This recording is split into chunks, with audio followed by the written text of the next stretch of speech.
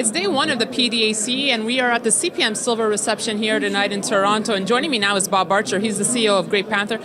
Bob, good to be back with you. Thanks, Daniela. It's always a pleasure. Well, we always get to chat during the PDAC. How are you finding the sentiment so far this year? I think it's improved a little bit over the roundup that was in Vancouver last month. January, I guess now. But I think people are sort of cautiously optimistic that we've turned a corner and that better times lie ahead. Cautiously optimistic. That's a nice way to say it. So you're not getting ahead of yourself yet. Trying not to. Yeah. Exactly. So Bob, let's talk about Great Panther. 19% increase in production of silver production. Let's talk about what your plans are for 2014 and how you managed to firstly manage to increase that production. Well, it's something that we worked on all through last year, and even with the downturn in metal prices, we just never took our foot off the pedal in terms of the production side of things. We just kept with our plans, but at the same time, really trying to get our costs down and get the profit margins back where they needed to be, which is not that easy in this kind of a pricing environment. But we're continuing to do that, and the operations guys are doing a really good job of both keeping the costs down and getting production up. So what are plans for 2014 now? Where's your focus? Well, in addition to just continuing the pace with our existing production, the main focus is in bringing our San Ignacio project on stream. That's a satellite operation to the Guanajuato operations. It's just 22 kilometers by road outside of Guanajuato.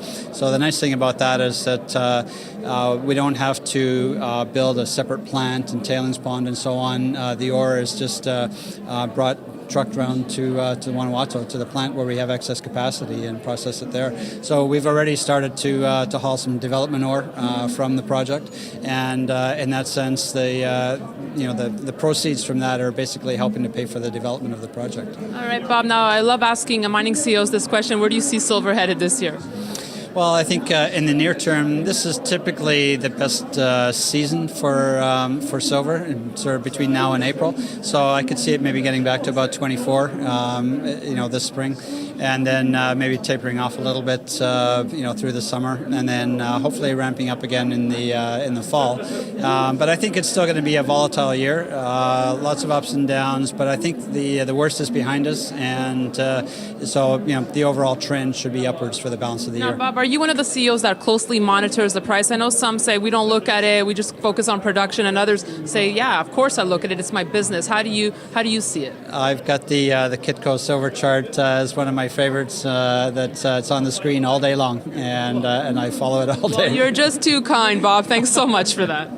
Thank you. It's always a pleasure. And thanks for watching our continuous coverage from the PDAC, the world's largest mining convention here in Toronto. You can email me comments and questions you'd like me to ask the mining CEOs and use feedback at kitco.com, or follow me on Twitter at Daniela Camboni. Thanks for watching.